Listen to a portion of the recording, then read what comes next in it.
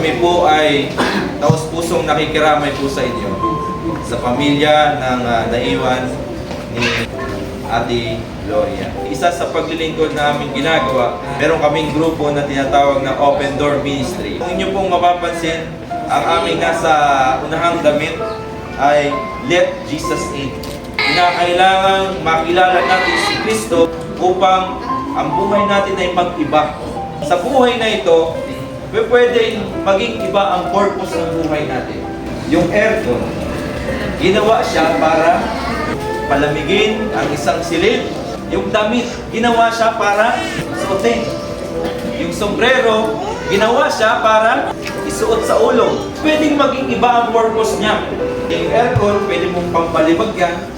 Yung gitara, pwede mong upuan.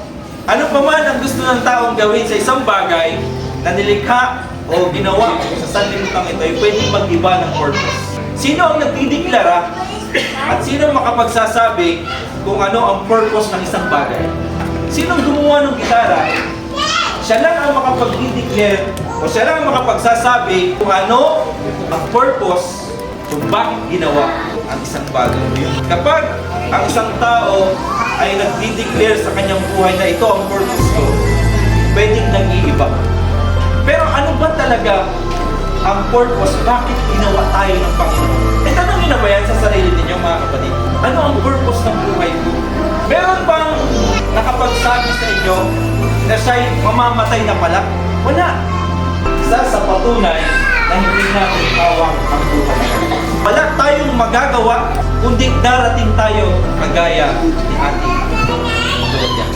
Hindi siya lamang makapagsasabi kung ano ang purpose mo sa sanlibutan ito. Bakit ka nandito? At ang tao ay ginawa ng Diyos sa pamamagitan ng kanyang pag-ibig upang i-glorify ang Panginoon.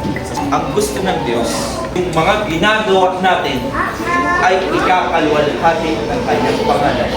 Pag namatay ang isang tao, iniisip natin yun ang dulo ng buhay, ang kamatayan. Subalit, yung pinaka-worst, yung mawalay, mahiwalay ka ng lubusan sa may lalang sa inyo. Marahil ay hindi aksidenteng narinig ninyo ang pabalitang ito. Diyos na lumikha sa bawat isa sa atin, na nagbigay ng purpose sa ating buhay upang ganapin natin at paglingkuran ang ating Panginoon. Kailan tayo huling nanalangin? Kailan tayo huling pumunta sa simbahan? Kumakatok ang Panginoon, mga kaibigan.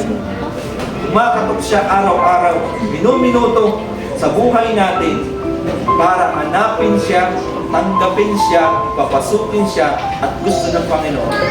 Magkaroon tayo ng close relationship sa ating Panginoon. Magalak tayo, magsaya tayo.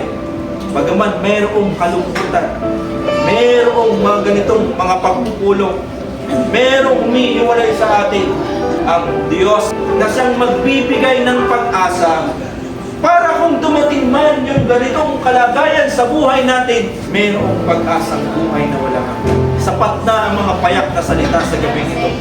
Ang kulang na lamang ay pagtanggap sa ating puso't isipan, subalit nakasisiguro ako na hindi titigil ang Holy Spirit na kumbinsihin ang bawat isa sa atin sa anumang panahon, pagkakataon ng oras, na kapag hinanap niyo ang Panginoon, siya ay inyong